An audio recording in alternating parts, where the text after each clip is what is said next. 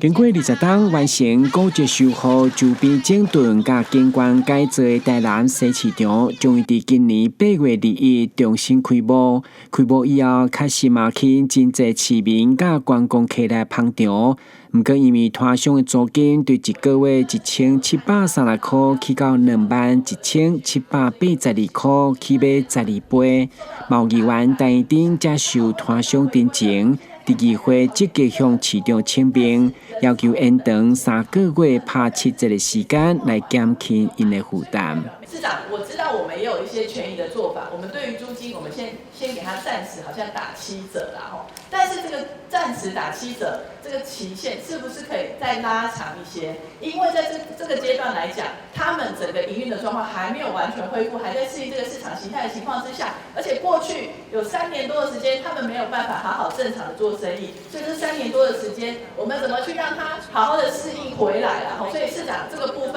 对于摊商的租金是不是打折的部分可以继续延续下去，让他们我们观察一段时间，如果之后大家摊商的生意等等的真的都有恢复怎么样，我们再来恢复这个正常，所以甚至维持。我不知道是新3年、旧3年打折，又3年还是要打折多久？但是我真的很诚恳的说，以目前为止，您刚刚讲人少不等于钱少。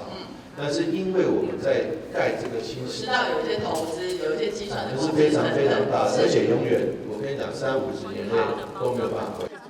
市府伫西市场至少投入1亿7千万的建设成本，连带反映伫租金的起价。虽然使用者付费理所当然，不过如何处理互摊商适应，甲弥补过去损失的平衡点，拢由台市府好好评估。台南新闻，阮籍张素维采访报道。